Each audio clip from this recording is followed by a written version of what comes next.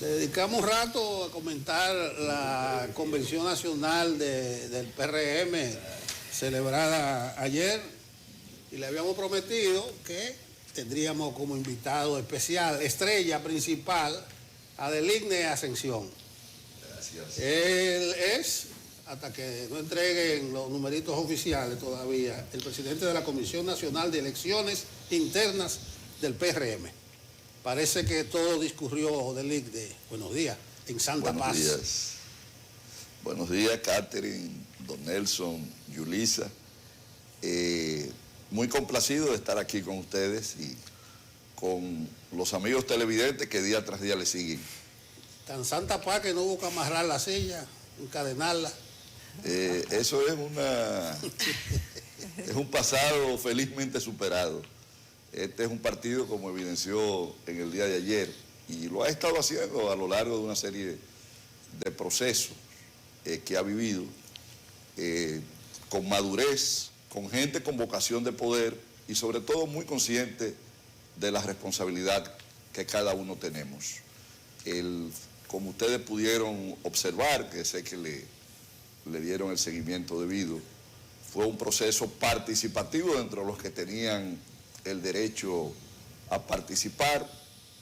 Con mucho entusiasmo se alcanzó un porcentaje de asistencia cercano al 89%, lo que significa en cualquier tipo de evento, no importa su dimensión, una participación excepcional.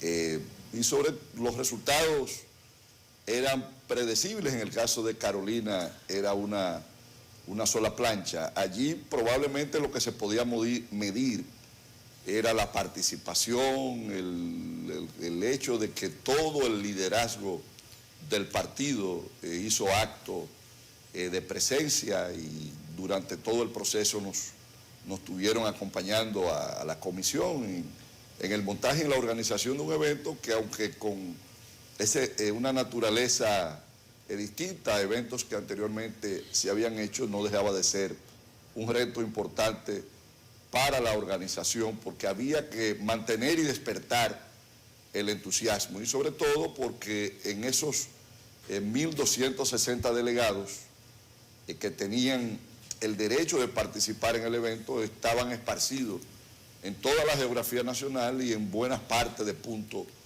del mundo, sobre todo, no sobre todo, en los lugares donde hay una importante comunidad dominicana. Allí se dieron cita de varias ciudades de Europa, de los Estados Unidos, Centro y Sudamérica, y puedo decirte que de la totalidad de comunidades del país en las que postulaban delegados. Deligne, durante muchos años has estado vinculado a lo que es la organización del partido. Quizás la primera crítica que se ha hecho, o la más sonora e importante, ha sido la de Guido Gómez Mazara en cuanto al mecanismo que se utilizó para seleccionar, en este caso, al presidente y al secretario general. La pregunta es, ¿cuál fue la motivación, una vez más, si ustedes consideran que fue correcto, oportuno? Guido Gómez Mazara habla de un divorcio entre la base partidaria y la estructura principal del partido. ¿Existe ese divorcio o no? Mira, primero respetamos el derecho a disentir que tiene el compañero Guido Gómez Mazara. Esto es parte de la democracia, y en una organización como la nuestra, cuya esencia es la democracia, eso, cualquier tipo de crítica o de posición a lo interno del partido es bien acogida, y en sus momentos los organismos decidieron de una manera abrumadoramente mayoritaria por esa vía de escogencia que está contemplada en el estatuto del partido, pero también en la propia ley de partidos políticos. Es decir, que no hemos hecho nada al margen de la legalidad y sobre todo cumpliendo, como dirían los abogados, el debido proceso. Se sometieron a los organismos, se hicieron distintos niveles de consulta y se tomó esa decisión, una decisión correcta, una decisión consona con el papel que hoy juega el Partido Revolucionario Moderno, que es una organización que gobierna los destinos de este país y que en medio de una situación muy especial, nunca antes vista, que tiene la República Dominicana, salir o saliendo de una pandemia, una guerra con proporciones y con implicaciones mundiales en la economía del mundo. Un partido de gobierno no podía inmiscuirse en procesos que pudiesen, sin renunciar a su esencia democrática, que pudiesen distraer la gran tarea que tiene y la gran responsabilidad de acompañar al presidente de la República. Y por eso todos acordamos el liderazgo en pleno, y así se expresaron a través de sus distintos organismos, escogiendo esta vía de escogencia, que no deja de ser democrática, porque en esos delegados hay una representación de las presidencias de los municipios, distritos municipales, de las alcaldías, de los directores, senadores, diputados y de los órganos en que está conformado el Partido Revolucionario Moderno en el exterior. Entonces ahí hay una amplia gama de representación, y lo que esos delegados decidan, tú puedes estar seguro que en esa misma proporción era lo que iban a decidir también las bases del partido, si hubiese habido un voto universal, porque los que allí estaban representados son precisamente quienes canalizan la organización de la militancia del partido. En cada momento, Catherine, el PRM, y por eso el éxito que ha podido cosechar pese a su brevedad en el espacio político dominicano, ha tomado las decisiones que el momento aconseja. Fíjate que decidimos en un momento irnos por un padrón cerrado, decidir reconstruir el partido y empezar desde cero. Y recuerdo que cuando hicimos la convención del año 2018 con un padrón de apenas 500,000 de militantes inscritos, se nos criticaba y se nos comparaba con el PLD, que en ese momento tenía un padrón de más de 2 millones de inscritos. Recuerdo que en varios medios, me decían, porque también me correspondió a mí organizar ese proceso, me decían, pero ahí se ve la debilidad de ustedes, de 500,000 contra 2 millones. Y nosotros decíamos, bueno, pero esa es nuestra realidad, es lo que hemos decidido. Veníamos de un listado de 2 millones de personas, pero que era una irrealidad, porque respondía a hechos que no eran los mismos que estábamos viviendo en el pasado, y tomamos esa decisión, y los resultados no tengo a ustedes que decírselo porque todos lo conocemos. Del INE, algunos de los que intentaron participar en esta convención, que tal vez todavía no están muy conformes o muy claros, decían que los argumentos de que no se podían hacer actos multitudinarios por el tema del COVID, que además la erogación de fondos por el tema de la crisis económica producto de la crisis de Ucrania, tal vez no era tal, porque para el cierre de campaña hicieron un acto multitudinario y para las elecciones internas también. ¿Se puede comparar el acto que se hizo para el cierre de campaña con lo que habría sido una elección abierta? Mira, el argumento de la pandemia, de los efectos de la pandemia, no fue un argumento que nosotros, o por lo menos yo lo usara, porque nosotros en el 20 hubo, en medio del rigor de la pandemia, hubo un proceso electoral y fue muy participativo. No, las razones fueron otras y han sido otras. El hecho de que estamos en el gobierno, de que necesitamos el espacio para poder estar concentrado, para poder en un evento de dirigente donde se necesita un voto más reflexivo, más consciente de qué es lo que se va a escoger y lo que se necesita escoger. Mira, los partidos tienen naturaleza distinta en cuanto a los dirigentes que tienen las condiciones y la vocación para el trabajo partidario de conducción, e inclusive distinto para los que tienen la vocación de conectar con la población y de ser buenos candidatos. Un buen candidato no necesariamente muchas veces es un buen dirigente a lo interno, como un buen dirigente no es un buen candidato. Yo puedo mencionarte centenares de ejemplos. Por ejemplo, Hipólito nunca ha ostentado una posición de dirección, ni la ostentó dentro del PRD, ni la tiene dentro del PRM, y lo propio puedo decirte de Luis Abinader, que son los máximos líderes del Partido Revolucionario Moderno.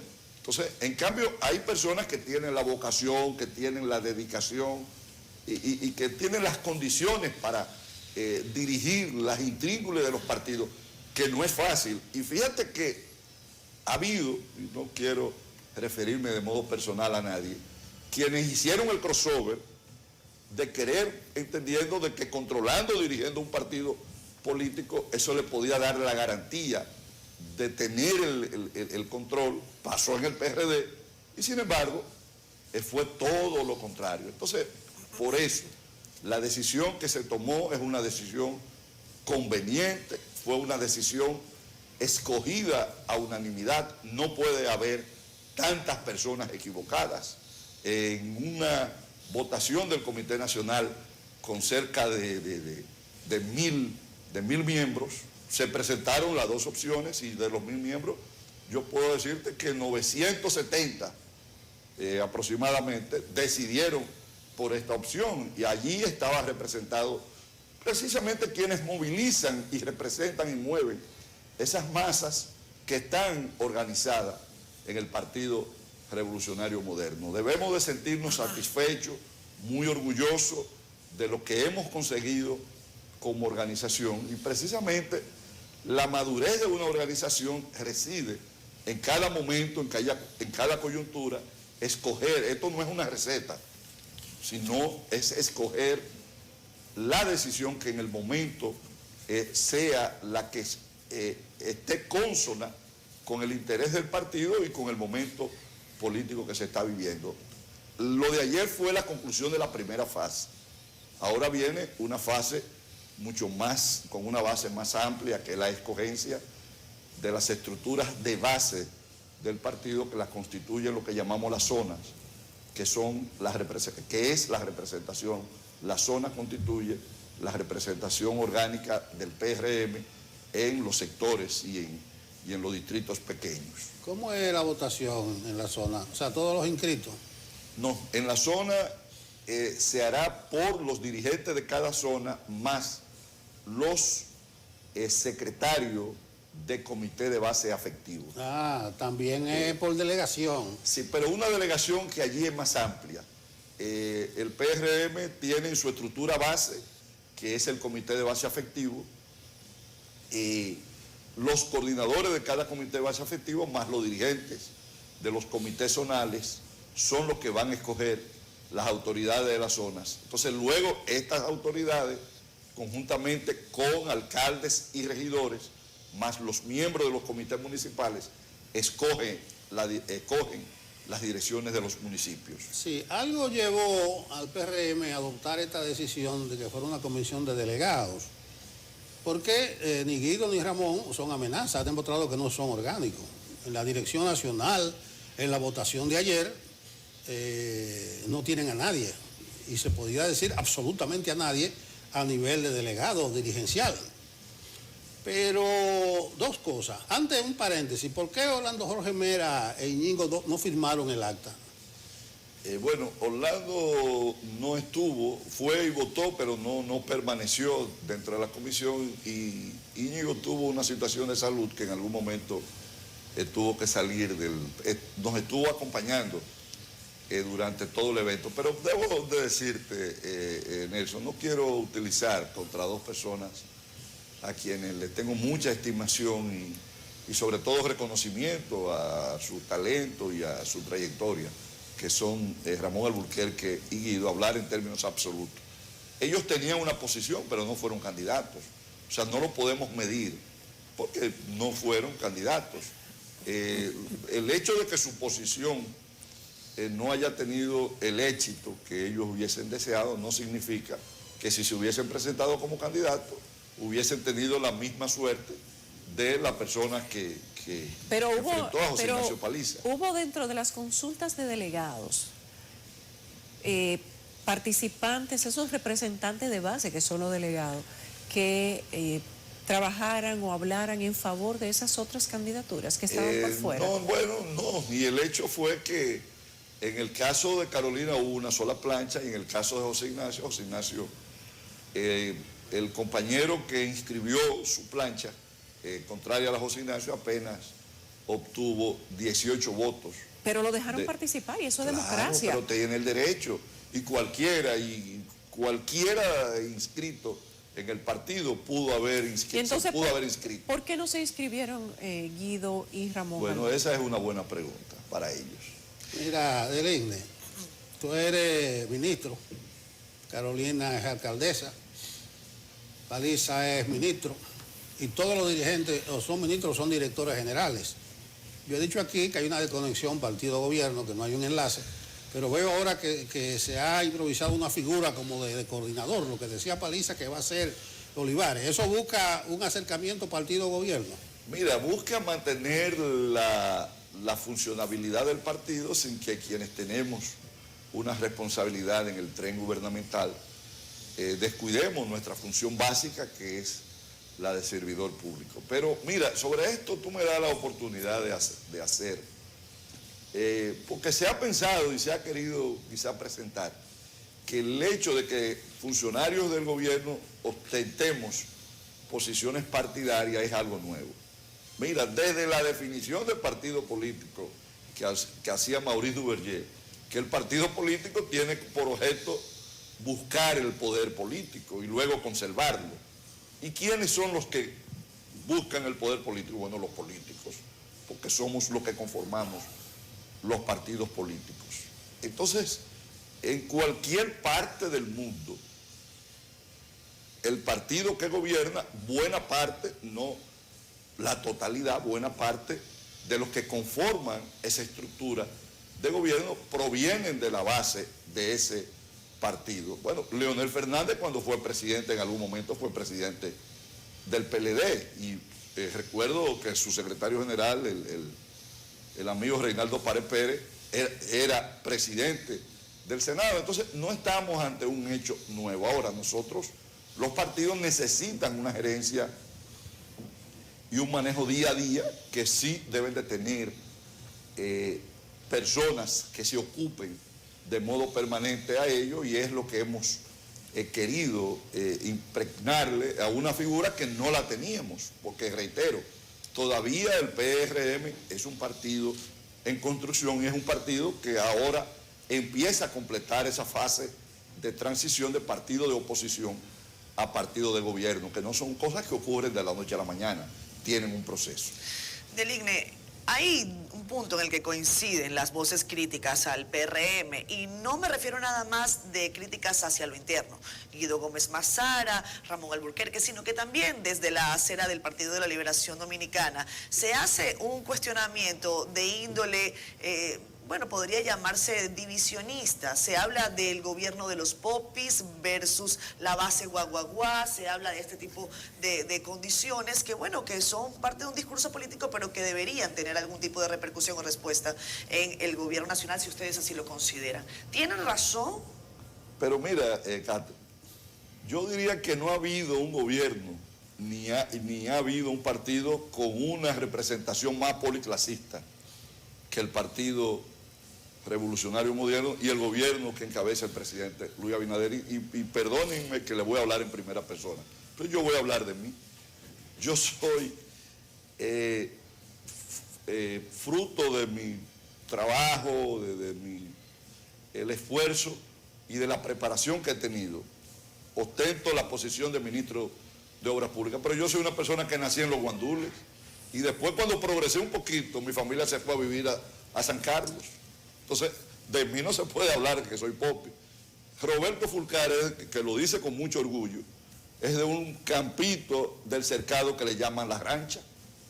Entonces, Toñito, el secretario, el ministro de Energía y Minas, con mucho orgullo dice que es el representante de Villamella, inclusive todavía vive en Villamella, y así te puedo ir mencionando. Ahora, la sociedad no es todo, hay un policlasismo. Entonces, dentro de ella, el caso, por ejemplo, de Orlando, bueno, su papá fue presidente de la República, pero Orlando ha sido una gente de una trayectoria política y de una vinculación y de una familia además también con una vinculación democrática. Está Iván Hernández Guzmán, nieto de don Antonio Guzmán Fernández. Pero, oye, un joven con una trayectoria y primero con una... viene de raíces democráticas, porque ¿quién ha aportado aquí en los últimos 50 o 60 años más que don Antonio Guzmán, o sea, que a la no hay consolidación de la... No hay una desconexión de pero la... en lo absoluto, oye, en lo absoluto, hay una representación de lo que es el PRM, y en su momento lo fue en los tiempos de Peña Gómez, el PRD, que eran partidos policlasistas, donde debe de haber necesariamente una representación de los distintos segmentos de la sociedad. Deligne, ¿cuál es el siguiente paso ahora para el PRM? Ya pasaron por una convención interna que aparentemente fue muy exitosa. Pasaron por un proceso antes de llegar a esa convención que fue de ruidos de personas que hemos mencionado aquí que entendían que debía ser democrático, aunque tú dices que no se inscribieron y no se sabe por qué no se inscribieron para que pudieran ejercer también el derecho que le asiste como lo ejercieron otros. Ya el PRM se supone que está en calma internamente, porque ya pasó por su proceso de selección y ya se ratificaron las mismas autoridades que estaban. ¿Cuál es el siguiente paso? Considerando que los demás partidos de oposición empezaron ya activamente a caerle a batazos al gobierno, a decir que no saben gobernar, que la situación de la delincuencia está desbordada, que la situación económica está desbordada, que República Dominicana tiene una inflación alta, más alta que la que tienen otros países que están pasando por lo mismo. ¿Qué sigue para el PRM? Mira, el PRM continúa con el proceso convencional ya en los niveles de base y medio y de frentes sectoriales. Este es un proceso donde lo de ayer fue la culminación de la primera fase. Probablemente todavía nosotros estemos hasta el mes de julio en distintos niveles de escogencia, inclusive escogencia la de base y la de municipio, con una participación mucho más amplia porque va a involucrar todo el país, y en el caso de las seccionales del exterior, donde la comunidad dominicana está organizada, o el PRM está organizado alrededor de las comunidades dominicanas que allí existen, que es en más de 22 ciudades del mundo. Es el próximo paso que sigue.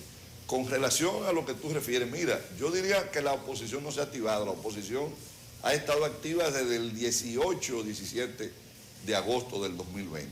Ha estado de una manera tenaz, atacando y desarrollando su papel, porque es el papel de la oposición, aunque en algunos momentos pudieran excederse, porque no entender, fíjate, primero el gobierno que ha venido desarrollando el presidente Luis Abinader, un ministerio absoluta y totalmente independiente, donde el presidente se ha abrogado, sin tener un mandato de ley ni un mandato constitucional, se ha abrogado la facultad de nombrar un ministerio público que hubiese sido dependiente. Y aquí todo el mundo está conteste con que las personas que allí están son unas personas que actúan con absoluta y total transparencia e independencia.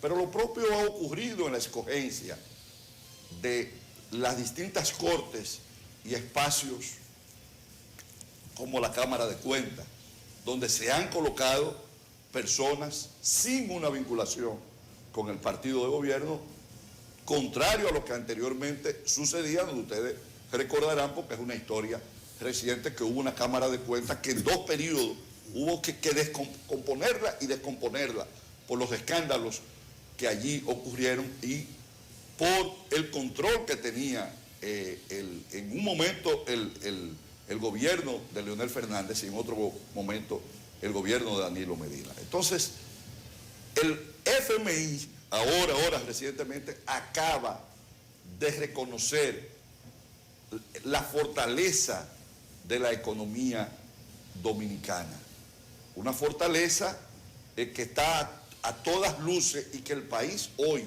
en distintos escenarios internacionales es reconocido por la recuperación que ha tenido de su economía en distintos sectores, como el sector del turismo, un manejo excelente que hubo de la salud pública a través del manejo de la pandemia, del COVID, donde fuimos de los primeros países de la región que empezó a vacunar y que ha llegado a tasas más altas de la población cubierta. Aquí vemos el esfuerzo que el gobierno hace ante una situación que escapa al control absoluto. Fíjate que todos los países del mundo, y no es verdad que seamos de los países con mayores niveles de inflación, todo lo contrario, el esfuerzo que hace el gobierno.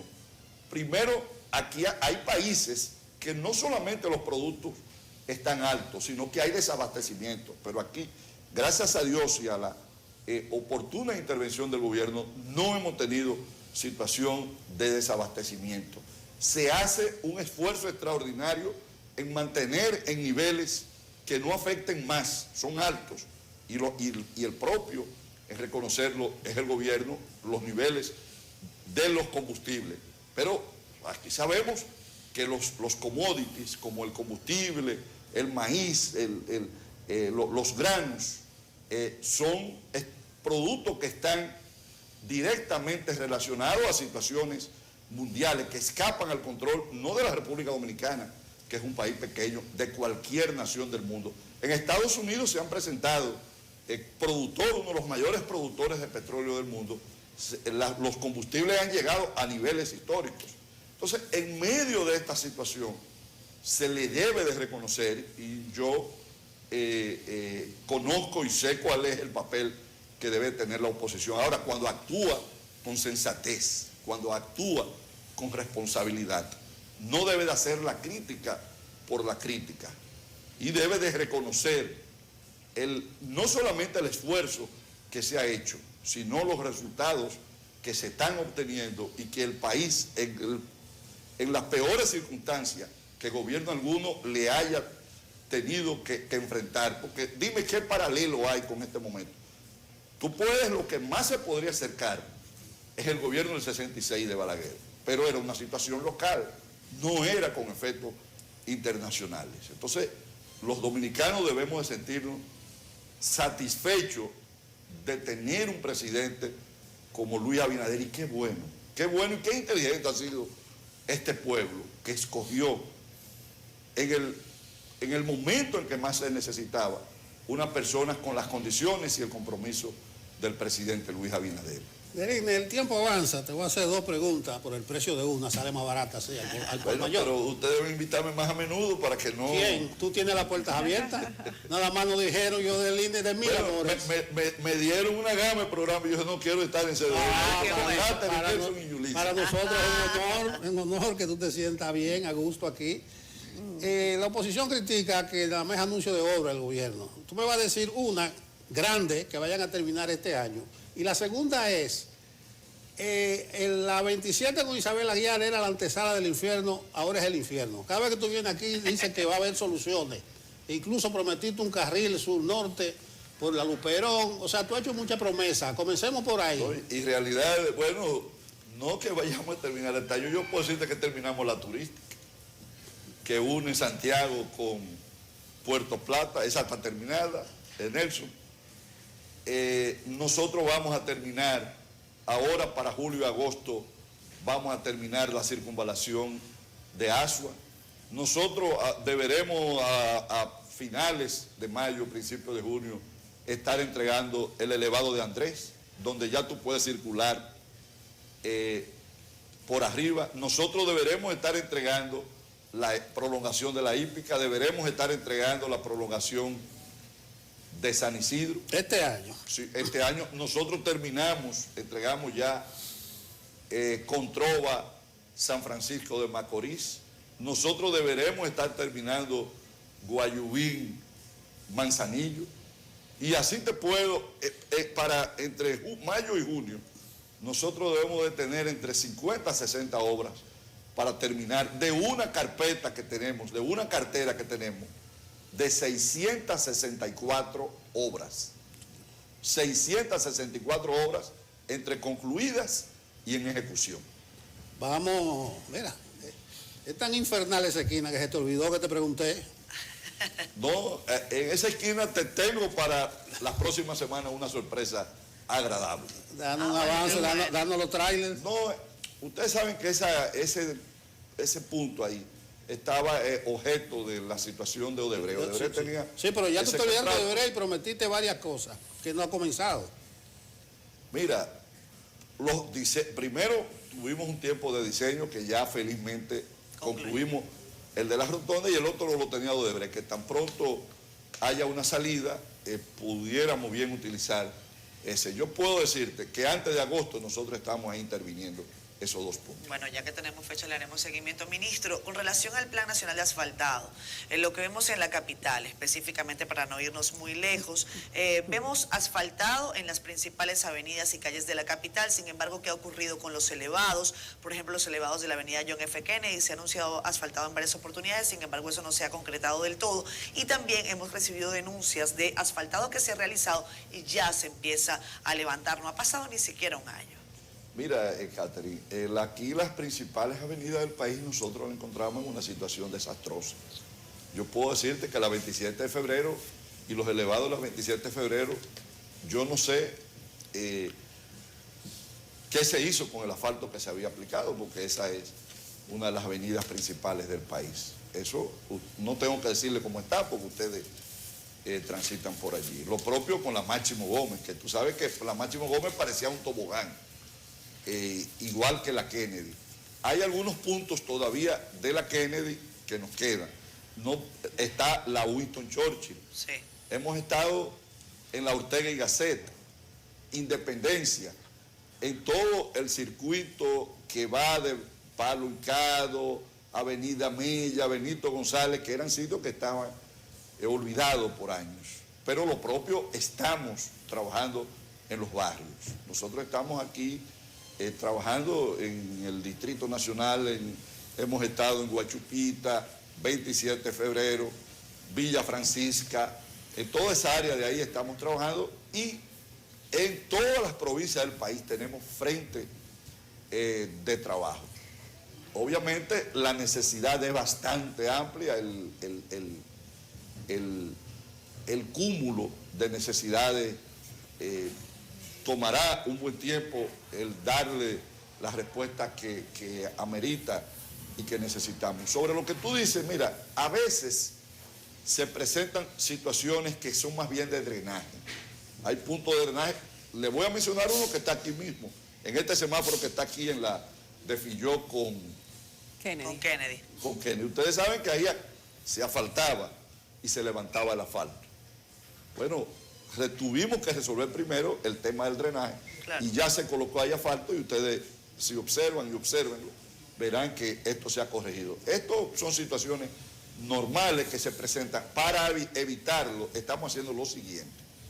Antes de empezar a asfaltar, sobre todo en los lugares donde se va a colocar asfalto por primera vez, hacemos estudios de mecánica de suelo. Ahora, los estudios de mecánica de suelo son puntuales. Eso no quita que en algún momento determinado, el suelo puede tener un comportamiento de 1 metro a otro metro, puede cambiar su comportamiento, pero tratamos para minimizar el tener que hacer una doble inversión. Lo que le decimos es que acá en Despierta con CDN diariamente tenemos a nuestro compañero D'Angelo Reed recorriendo la ciudad, ayudando al Ministerio de Obras Públicas en caso de que ustedes no hayan advertido que hay fallas. Nosotros tenemos a nuestro compañero dándole todos los días recorriendo la ciudad. Es una supervisión que claro, ¿no? la necesitamos y la apreciamos. Por cierto, ¿cuál era, Flaco? La ecológica, que vimos anteayer, anteayer no, el viernes.